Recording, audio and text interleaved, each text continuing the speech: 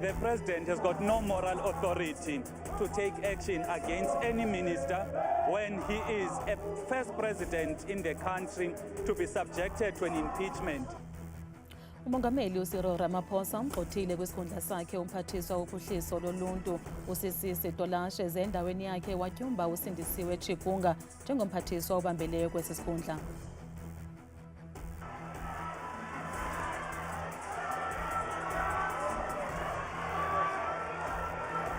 Aphume phakathi epalamente amalungu ombutho MK kunye ne-EFF ngelithi awazukumamela umongameli Cyril Ramaphosa njengoko angawuthobeli umgaqo-siseko weli. 5 years no. Akona ndihlala emabhodlweni, akona ndifunda emabhodlweni. Benze umngcelele usingise kwisebe lezemfundo eMpuma Koloni abafundi besikolo ivula ingcobo senior secondary edutywa ngelikhalazela ukudilika kwamagumbi esikolo sabo ebutsheni bale veki.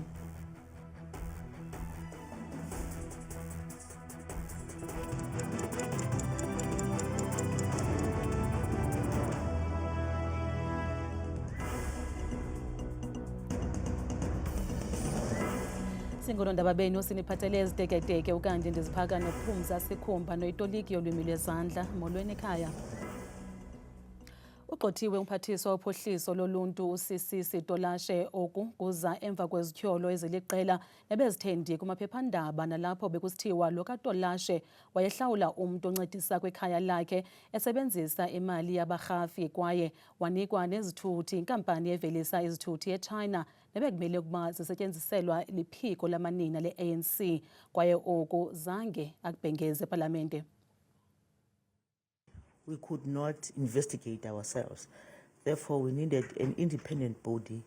Ukugxothwa kwalowo ebesakuba ngumphathiswa wophuhliso loluntu unkosikazi Nokuzola Sisisi Tolashe kuzana njengoko ejamelene nenkitha yezityholo nekuquka phakathi kwazo ukuhlawula umntu oncedisayo ekhayeni lakhe ngemali yabarhafi. Iofisi kamongameli Ramaphosa ithi imshenxiselo kaTolashe kwisikhundla sakhe belandela usection 91 wesibini womgaqo-siseko weli.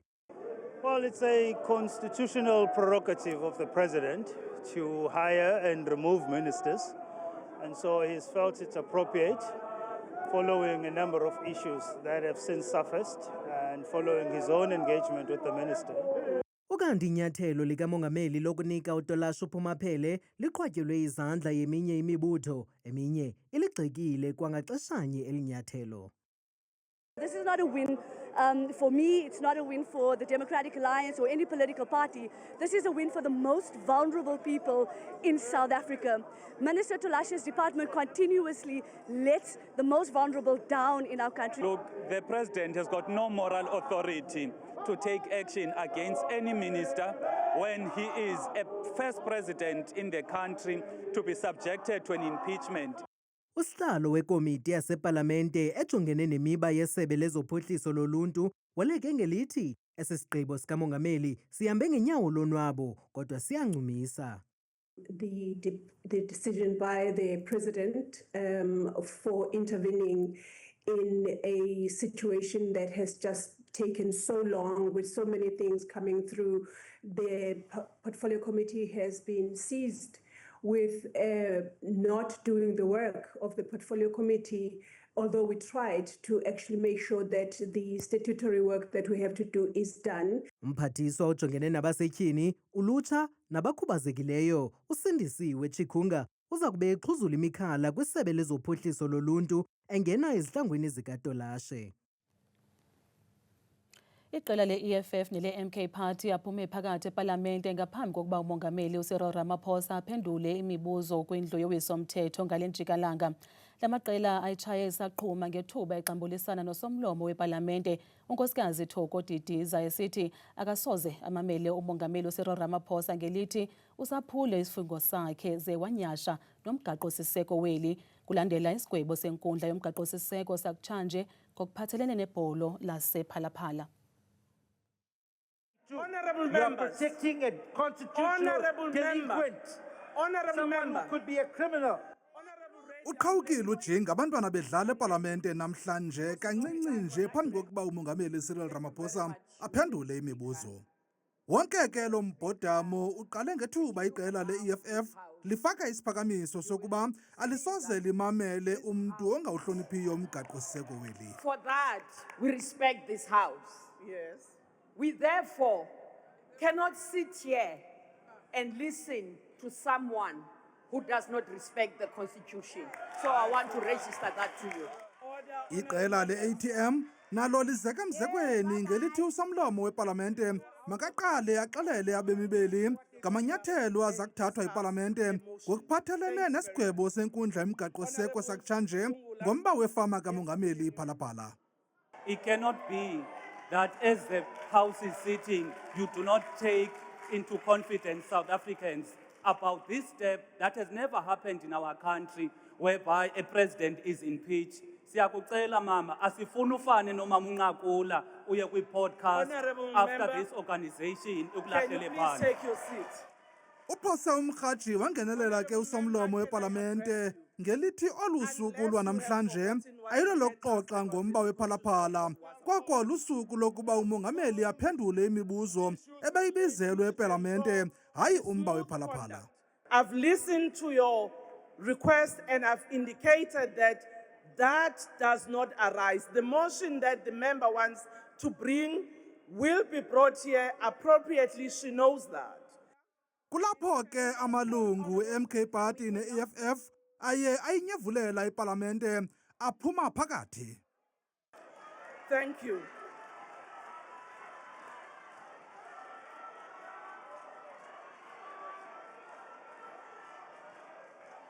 Le seshoni yeParlamente yanamhlanje iza emva kwesigwebo senkundla yomgaqo-siseko nesiyalele iParlamente ukuba imilisele inkqubo eza kuthatha isigqibo sokuba uyaguzulwa okanye akaguzulwa kusini na umongameli kwisikhundla sakhe.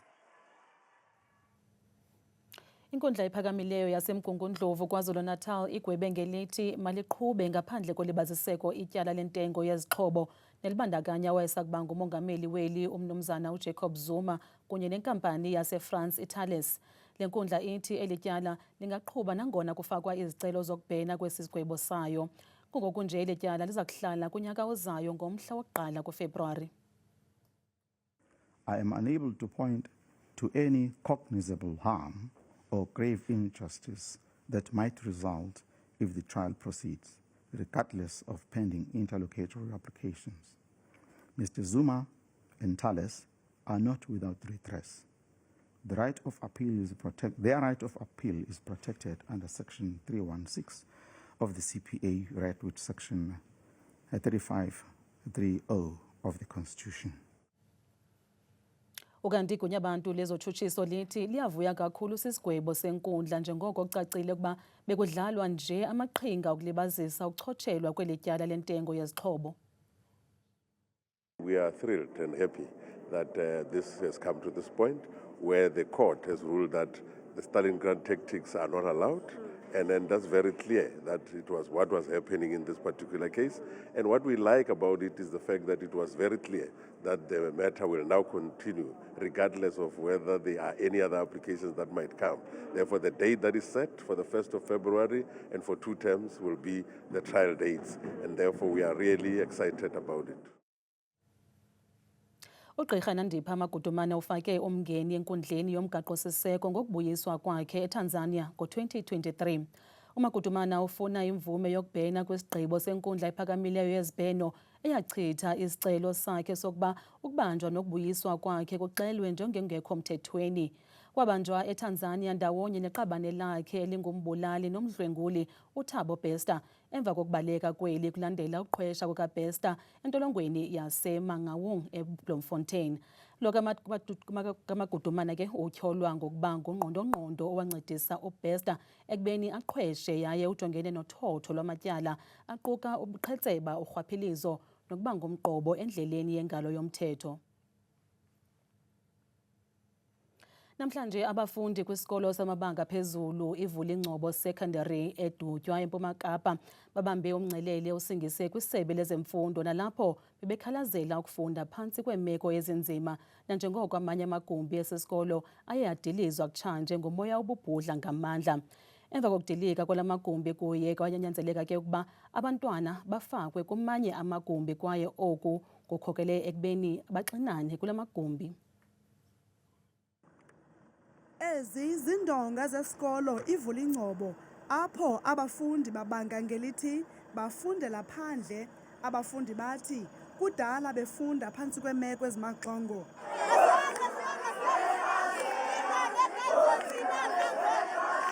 Namhlanje abafundi bagqibe kwelokuba benza umngcelele osingise kwisebe lezemfundo kweli phondo leMpuma Koloni nalapho bamemelele ukuba kwakhiwe amagumbi esikolo ngelokunqanda ingxaki abajongene nayo. Abantwana abana akho even amacango. Sihlala kabuhlungu. 5 years ndifunda akhona ndihlala emabhodlweni, akhona ndifunda emabhodlweni. Abantwana besikolo abanye bayayeka esikolweni.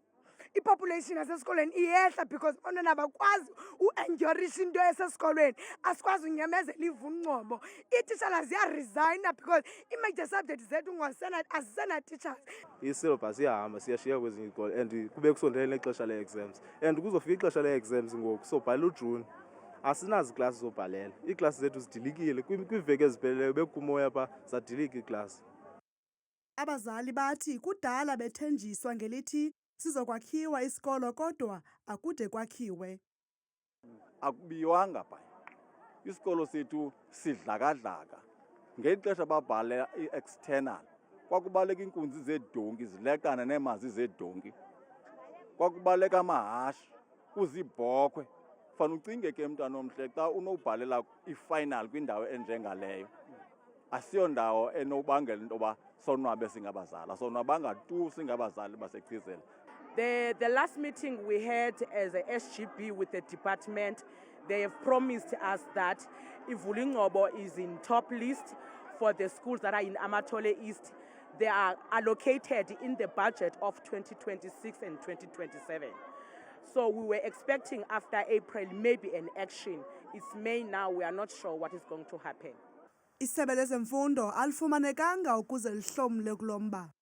Sithetha nje zime ngci iinkqubo zokufunda nokufundisa nanjengoko abafundi bebambe ugwayimbo namhlanje. Amapolisa aqhuba uphando emva kokusweleka kwamakhwenkwana amabini angamawele ngethuba esitsha netyotyombe kwingingqi yoGobityholo ezamimpilo kumazantsi eRhawutini. Umama wala mawele nongasebenziyo uthi ebesaphumile yotheza iinkuni ngethuba elidangatye lengqungqisa elityotyombe libulala abantwana bakhe. Lo wasetyhini ucela uncedo lokuhlawula iindleko zomngcwabo. Amakhwenkwana amabini uIsiphile noIsibabalo bathe baphulukana nobomi ngethuba kusitsha kwityotyombe abahlala kulo nomama wabo ngolwesibini kwingingqi yoGobityholo izamimpilo. Esi siganeko senzeke ngethuba umama wabo esaphumile eyokufuna iinkuni zokubasa nalapho ebizwe yintsholo yabahlali ngenxa yedangatye lomlilo. Ke abantwana besalele ngathatha ibhakede lelichitha kule idoti nochitha idoti ngaphandle. Xa ndifika phaa kufika itruck le ichitha amaplanka. Ndiyachola amaplanka. Ndisachola amaplanka kwafika omnye usisi ongumakhelwana ememeze ukuthi kuyatsha. Sisukele lapho ngashiya amaplanka ngaza ndibaleka. Uthe uma ndifika hayi umlilo sowes bengasakhoni ukuthi ndingene. Ndixelela abantu uba kunabantwana phakathi. Ubaba ongumakhelwane uzamile ungena wakhangela kodwa akabafumananga. Wanaye uye walimala usesesibhedlele manje. Usimniki ubongoza uluntu kuba luphose esivivaneni nanjengoko phantsi kwaloo ntlungu yokulahlekelwa ziintsana zakhe ngesiquphe ujongene nengxaki kwiindleko zokungcwaba. Ndingacela usizo ngamalungiselelo omngcwabo. Ngoba kunabantu abafuna usikhapha asina-transport ukuthi sibahambise eKlerksdorp apho singcwaba khona. Amapolisa aseLanglaagte athi avule idokethi emva kokufumaneka kwemizimba kwaye kungoku nje owona nobangela womlilo awukaziwa. Isifo somhlaza wamehlo sashiya uDumisani Ntombela engaboni esononyaka omnye ezelwe, kodwa wakhula ethanda ibhola ekhatywayo enethemba lokuba ngenye imini uza kufumana ithuba lokuba ngumqeqeshi. Ngoku uqeqesha amantombazana aselula eFosloras eRhawutini yaye iqela lakhe iSilver Spears Ladies FC liqhuba kakuhle, kungoku nje lizilolongela isizini entsha yeleague. Umqeqeshi weqela iSilver Spears Ladies FC uDumisani Ntombela uthi ibhola imenza ukuba alibale ngokukhubazeka kwakhe yaye ukhuthazwa ngumqeqeshi weqela laphesheya uPep Guardiola weManchester City. Football for me is a very sensitive thing that touched my soul because it makes me to come out to not thinking about my disability, to show other people, even though you have a disability, you are a human being. Ebalisa ngezakhono zakhe zokuqeqesha ukaNtombela uthe umdali wezinto zonke likhubalo lakhe ekufezekiseni amaphupha nempumelelo. First thing, I listen the sound of the football and the sound of the players, the movements, their steps, the sound when they're calling the ball, and then also I sense whatever that is in front of me in terms of the pitch. Abadlali beSilver Spears Ladies FC bamchaze umqeqeshi wabo njengendoda enomonde ezolileyo yaye enezakhono ezingumangaliso. Umqeqeshi uNtombela ngumntu olungileyo onomonde osoloko efuna ukuzibona sikhuselekile ngamaxesha onke. Nakubeni le ndedeba yakwaNtombela izimisele ngomsebenzi wayo kodwa ikwajamelene nemingeni yezezimali njengoko isebenzisa imali yayo yesibonelelo sikarhulumente sokuphila nokukhubazeka ukuqinisekisa kokuba eli qela liyaphumelela. Abadlali beMamelodi Sundowns bathi bayibeke kwelokulibala iBetway Premiership nanjengoko khangeleka ngathi iOrlando Pirates yiyo eza kuba zintshatsheli kule season. iSundowns ithi onke amehlo ngoku iwabeke kumagqibela kankqoyi endebe yeCAF Champions League nalapho iza kudlala umlenze wokugqibela wamagqibela kankqoyi neAS FAR Rabat yaseMorocco eLoftus ngecawe. We cannot change what happened before, so our focus is totally on the Champions League. That's what we can do to change whatever it comes. So total focus on the final of the Champions League. We want to win, the players want to win, the club want to win this trophy, to give that joy also for our fans, our supporters, and that's what we are working to do.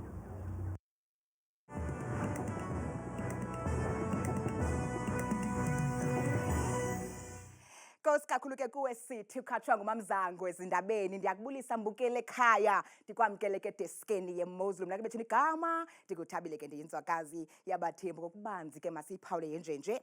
iMozulu mbukele ekhaya siqala zokuqala kwa kumfanekiso wethu oqala ke ogxila ngokubanzi kwimvula imimoya nje wonke uMzantsi Afrika napha ekhaya yathu uqaphele kakhulu ba noko kukamnandi ke kakhulu ndawo ezinintsi eziphakamileyo zephondo futhi ko Friday kwasekuseni futhi noxizakala umoya ubhudla ngokuqatha ekuseni ngamaqondo wabo nciphe kakhulu ngesibhozo phaya ekuseni ayanyuka kakhulu ngomva kudinala ngomso phako Tosca futhi ko 24 degrees nakulo lonke nje lapho lapha ko Pretoria Gauteng impela futhi ephondweni ngokubanzi eMpumalanga mbukele ekhaya ngokubanzi ke masijongele lo maqondo kaloku ukutshisa ke aphansi naphezulu sithi ke sivule futhi ngephondo lokuqala phondo kaloku liphaya lona eMpuma Kapa kwindawo ezininzi lapho phaya siphakume kakhulu phako Malitswayi busemthatha kuGompo ngamafu impela xa bevuka phaya ekuseni inkwancibi kwengeyona ndlela phaya ko 11 degrees kanti baphila futhi ngolo hlobo kolaphondo lapha eFree State elizinze kakhulu ke encamini apha eMzantsi Afrika impela pha kumantla futhi ko Sasolburg kwasekuseni napha ko Frankfurt kumantla nempuma kolaphondo kuyabanda xa bevuka ngomso amaqonda phansi kakhulu ko 5 degrees kanti ke mbukelo mfuthi benjenje phaya ephondweni ke lapha ya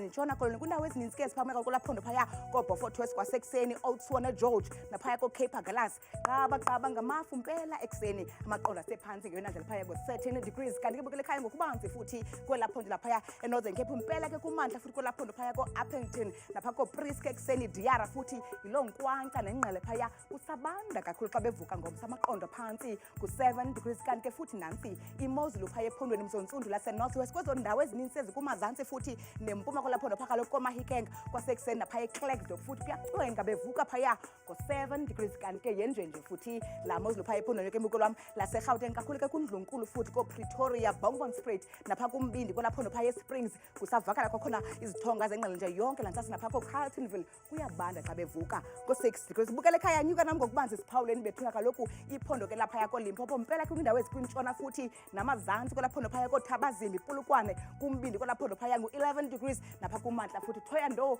iselo ngqele nje yonke imini yangomso kanti ke futhi baphila kanje ephondweni laphaya mpumalanga koMiddleburg eMalahleni napha koEmelo kwasekuseni futhi ingqele nje yonke lantsasa ko-7 degrees napha koSikhukhuza kubanda kakhulu ngomso ngenxa yamafu yonke imini kanti bukele ekhaya vuma kaloku ndiyayivala ke ndiyayisonga imozulu ngephondo phaya lokugqibela KwaZulu Natal koNewcastle Vryheid Pongola futhi naseRed Richards Bay phaa kumantla futhi kuyafefa yonke lantsasa ekuseni bevuswa ngamaqonda phantsi eshumi elikhatshwa sisibhozo mna ndikutata kagaga xazwele Miyoli